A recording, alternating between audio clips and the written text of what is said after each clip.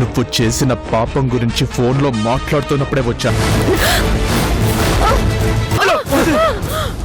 రాజా వదలకు please. Bhargavi చేసిన పని వల్ల మనకి మేలే జరిగింది. మరి ఈ విషయం చందుకెందుకు చెప్పలేదక్కా? ఎలా చెప్పాలి? అలాగే రాజాకి నచ్చ చెప్పి నాతో కూడా ఒక బిడ్డని కనమని చెప్పండి. భార్గవి,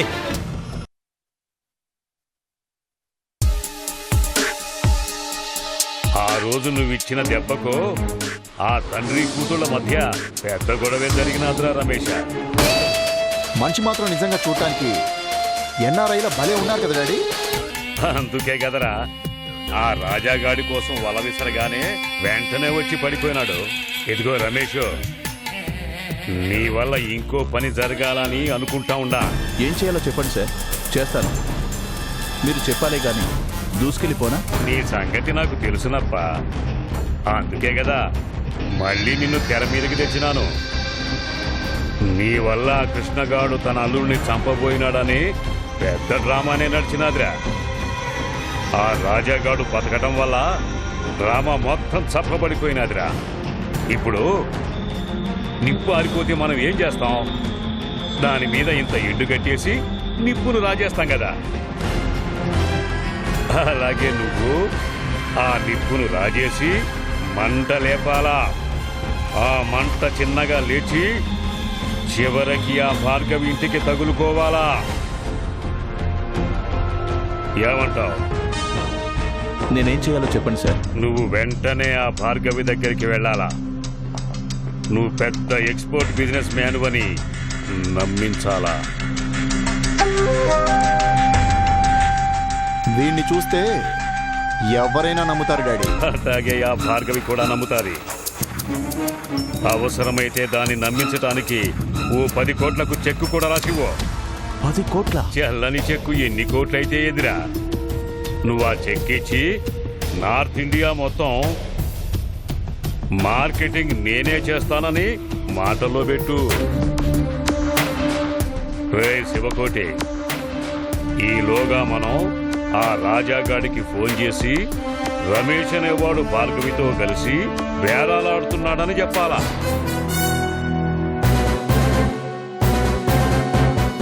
ఇప్పుడు మొత్తం అర్థమైంది డాడీ. అది తెలిసిన రాజా ఆఫీస్కి వెళ్తాడు. సరిగ్గా వీణ్ణి చూస్తాడు. తనని చంపబోయింది ఆ భార్గవే అని కన్ఫర్మ్ చేసుకుంటాడు. ఇక జన్మలో దానికి సాయం చేయడు.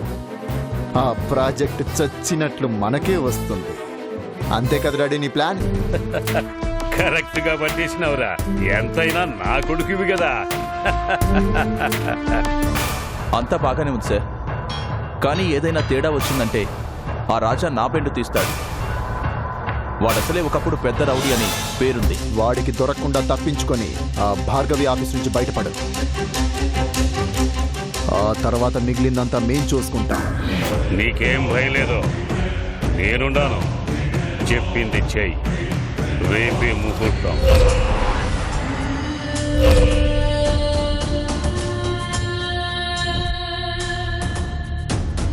సరే సార్.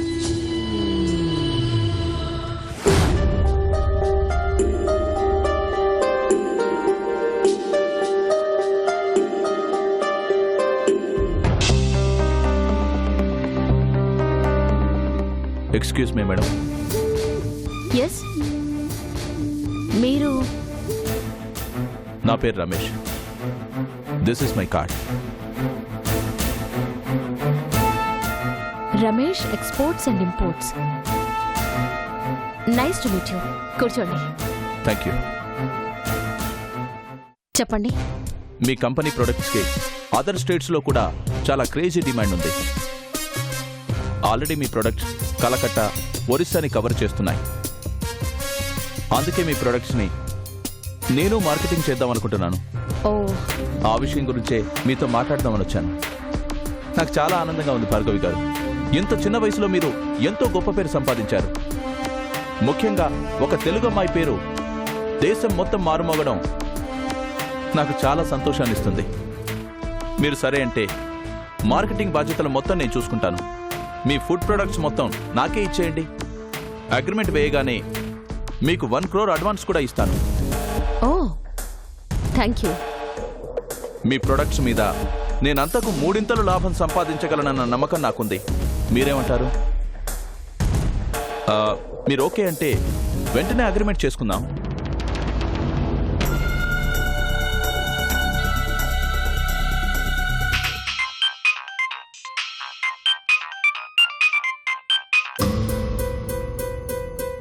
హలో, ఎవరు? నేనెవరనేది నీకు అనవసరం రాజా. నేను చెప్పేది జాగ్రత్తగా విను. నిన్ను చంపాలని చూసిన రమేష్ నీకు బాగా గుర్తుండాడా? ఆ రమేష్ ఇప్పుడు భార్గవి ఆఫీసులో ఉన్నాడు. భార్గవికి అతనికి మధ్య బిజినెస్ డీల్ జరుగుతూ ఉండాలి. ఇప్పుడు గనక నువ్వు వెళ్ళావంటే అతన్ని పట్టుకోవచ్చు. ఆ తర్వాత ఆ రమేష్ ఎవరో, భార్గవికి తనకి మధ్య ఏం సంబంధాలున్నాయో నీకు వెంటనే తెలిసిపోతాది. వెళ్ళు. హలో హలో,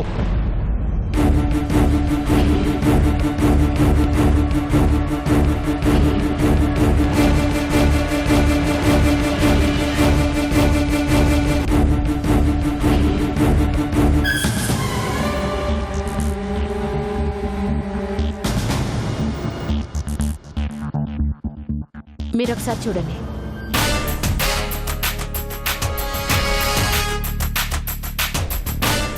అంతా ఓకే మేడం. మీలాంటి యంగ్ టాలెంట్స్తో కలిసి పనిచేసే అవకాశం నాకు ఇచ్చారు. ఓ, మీలాంటి గొప్ప వాళ్ళతో పరిచయం కావడం మా అదృష్టం ఉంది. ఇదిగోండి madam check. Thank you. Okay madam, మరి నేను బయలుదేరుతాను. పదండి, బయట వరకు నేను వస్తాను. అయ్యో, మీకెందుకు మేడం శ్రమ? పర్వాలేదు, పదండి. మీ సంస్కారం మీ మాటల్లోనే తెలిసిపోతుంది. రండి రండి.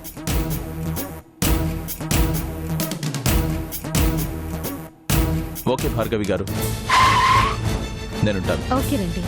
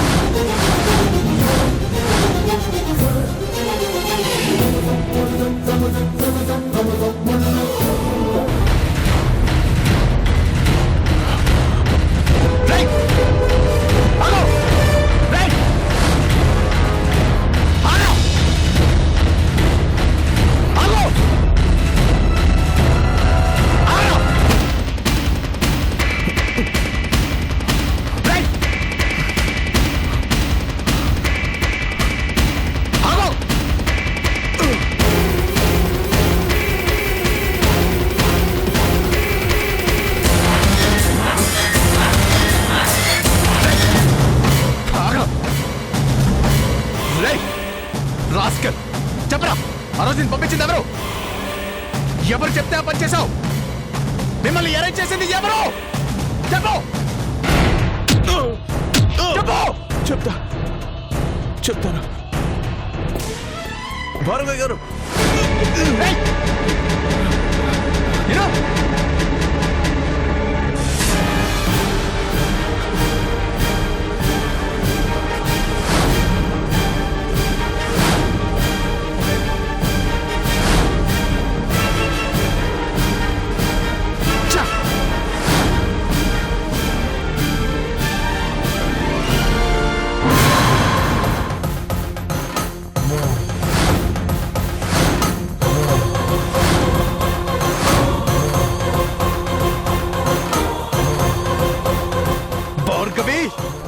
నో నో నో నో 10 రోజులు చాలా ఎక్కువ సార్.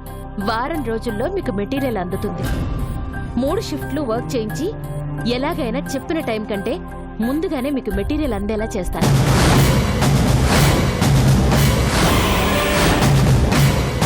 ఎంతకు మాట్లాడావు వాడితో? ఎవరితో? అదే, నన్ను చంపడానికి అరేంజ్ చేసావు కదా ఒక మనిషి. వాట్? అవును, వాడితో డీల్ ఎంతకి సెట్ అయింది అని అడుగుతున్నాను. నేను నిన్ను చంపడానికి మనిషిని మాట్లాడడం ఏంటి? ఏం మాట్లాడుతున్నావు రాజా? ఏయ్ నాటకాలు ఆడుకో. వాడు నువ్వు సెట్ చేసిన మనిషి కాకపోతే నిన్ను కలవడానికి ఎందుకు వస్తాడు? వాడికి ఇక్కడ నీతో ఏంటి పని? రాజా, ఎవరి గురించి నువ్వు మాట్లాడుతోంది? వాడే ఆ రమేష్ గాడు. వాడితో కలిసి నువ్వు నవ్వుకుంటూ మాట్లాడావు. ఆఫీస్ బయట దాకా వచ్చి మరీ సెండ్ ఆఫ్ ఇచ్చావు. వాడెవడో తెలియకుండానే ఇదంతా చేశావా? నిన్ను చంపాలని చూసింది అతను. అతను ఎక్స్పోర్ట్ బిజినెస్ చేస్తున్నానని చెప్పి నాతో పరిచయం చేసుకున్నాడే. నోర్మై, నన్ను చంపడానికే నువ్వు అతన్ని అపాయింట్ చేశావు. నువ్వు వాడు ఇక్కడ కలుస్తున్నారని నాకు ముందే ఫోన్ వచ్చింది. వాడిని పట్టుకొని 4 తంతే దీనంతటికీ కారణం నువ్వే అని నాకు తెలిసింది. నువ్వే నన్ను చంపడానికి ప్లాన్ చేయించావు. అన్యాయంగా నేరాన్ని మీ నాన్న మీదకి నెడుతున్నావా?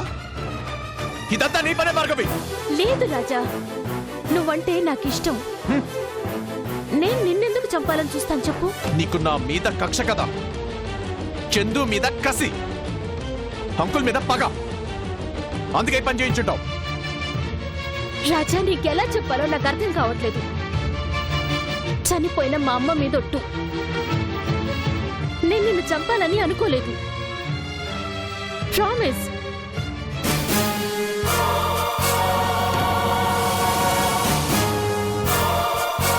నాన్నగారు, కాస్త మీరైనా రాజాకి చెప్పండి. నేను రాజాని చంపడం కోసం మనిషిని అరేంజ్ చేశాను అంటున్నాడు. ఎవరో ఎక్స్పోర్ట్ బిజినెస్ కోసం నా దగ్గరకు వచ్చాడు. అతను నాకు అడ్వాన్స్ గా చెక్ కూడా ఇచ్చాడు. ఈలోగా రాజాకి ఫోన్ వెళ్ళింది. అతను రమేష్ అని, అతనే రాజాని చంపబోయిన వ్యక్తిని నిజంగా నాకు తెలీదు. ఇదంతా ఏదో డ్రామాలా అనిపిస్తోంది. రాజా, ఇది భార్గవి పని కాదు. ఏంటకు మీరు కూడా తనకు సపోర్ట్ చేస్తున్నారా? నేను చెప్పేది విను. బయటికి రా, మాట్లాడుకుందాం. లేదు రా చెప్తున్నాను. అంకుల్, రా. అంకుల్. రాజా, నిన్ను చంపాలని చూసింది ఆ ధనుష్ కోటిగాడు. అతని మాటల్లోనే నేను విన్నాను. నాకు ఛాలెంజ్ కూడా చేశాడు. సారీ అంకుల్, మీ మాటలు నేను నమ్మను. మీరు కూడా భార్గవికి సపోర్ట్ చేస్తున్నారు. లేదు రాజా, నేను చెప్పేది నిజం. కావాలంటే నేను నిరూపిస్తాను. నీ మీద మర్డర్ అటెంప్ట్ చేసింది ఆ ధనుష్ కోటి మనిషి. అతనే కావాలనే ఆ వ్యక్తిని ఇక్కడ పంపించి నీకు కాల్ చేశాడు. నా మాట నమ్ము రాజా. నీకు సాక్ష్యాధారంతో సహా నేను నిరూపిస్తాను.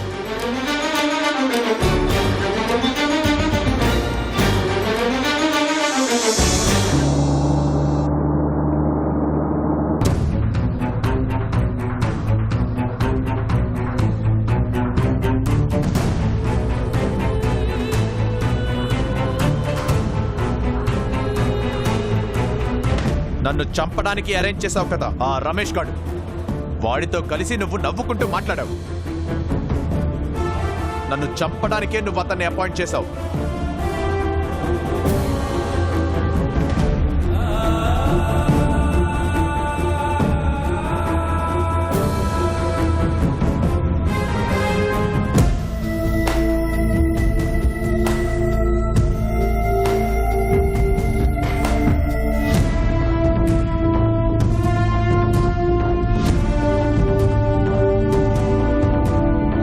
వాడిని పట్టుకొని 4 తంతే దీనంతటికీ కారణం నువ్వే అని నాకు తెలిసింది.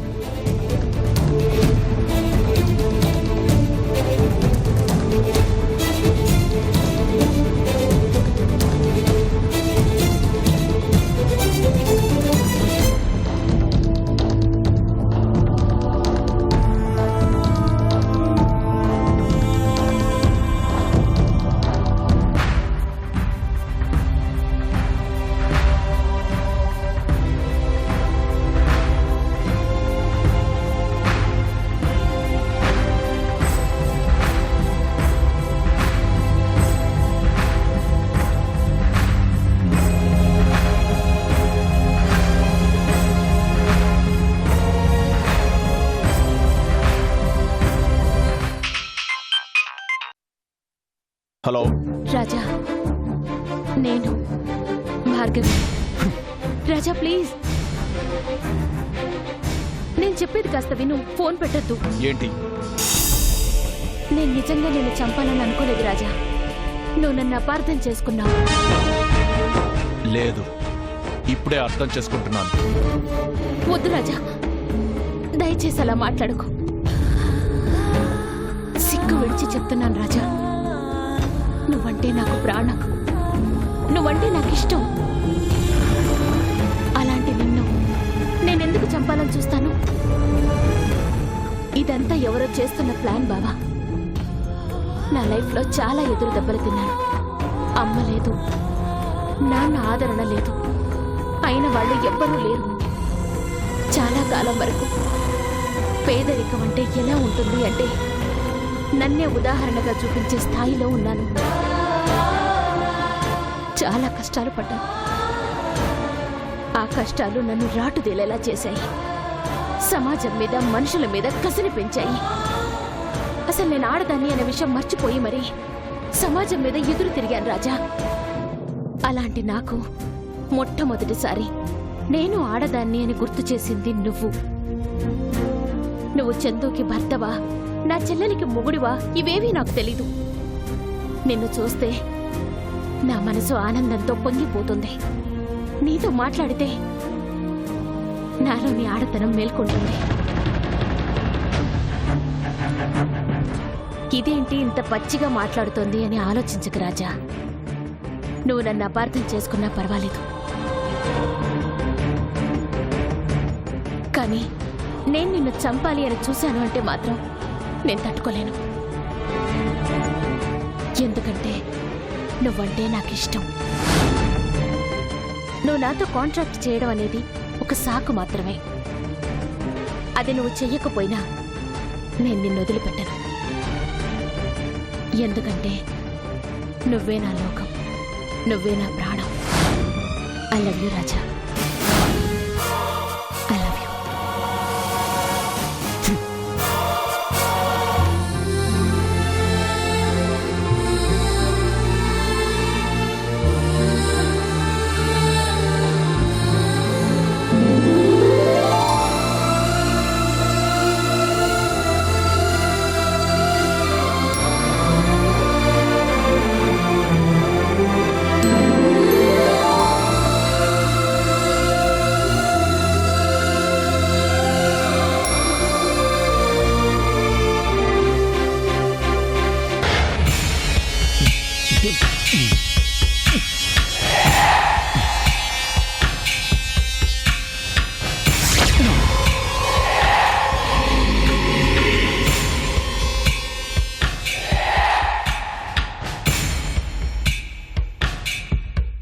ఎంతకాలం ఎదురు చూడాలరా దానికోసం?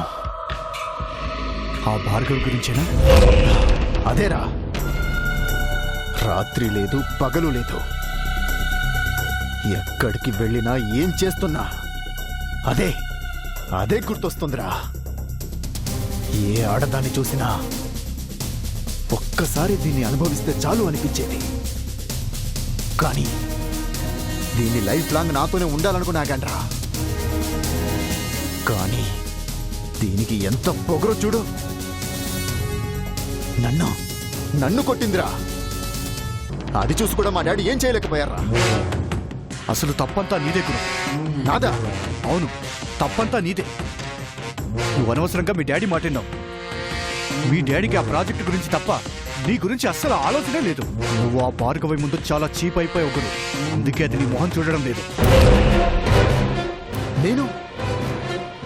నేను చీప్ అయిపోయానా? ఎస్, అందుకే నువ్వు మారాలి. నువ్వేంటో భార్గవ్కి అర్థమయ్యేలా చేయాలి. దాన్ని ఒక్కసారి లొంగ తీసుకున్నావే అనుకో, చచ్చినట్టు నీ చుట్టే తిరుగుతుంది. అంతేనంటావా? అసలు ఏ ఆడపిల్లైనా సాఫ్ట్గా చెప్తే వింటుందా? వినదు. అందుకే నువ్వే వెళ్ళి ఏం చేయాలో చేసేయ్. ప్రాబ్లం రాదుగా. వచ్చినా మీ నాన్న ఉన్నారు కదా, అయినా ఇదేదో కొత్త అయినట్లు మాట్లాడుతున్నావేంటి? నీకు అలవాటే కదా. అంటే మనం ఇష్టపడిన దాన్ని ఇలా చేయటం కొత్త కదా.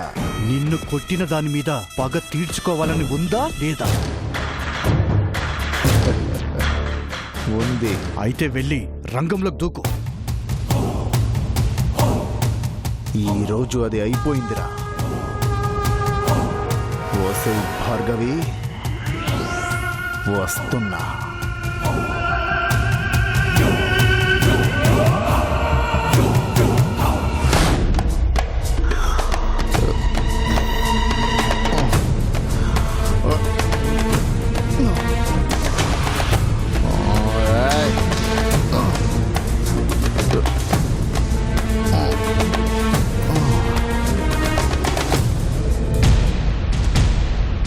రే డ్రైవర్, కారు స్పీడ్గా తీసుకొని వెళ్ళి భార్గవి ఇంటి ముందు ఆపు.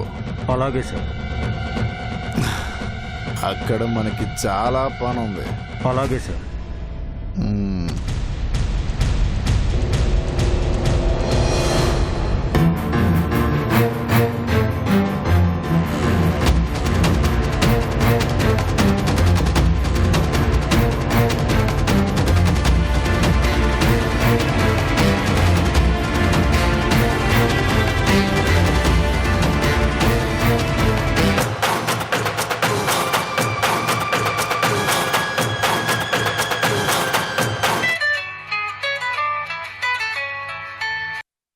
హలో, వసే భార్గవే, నేనే శివకోటిని.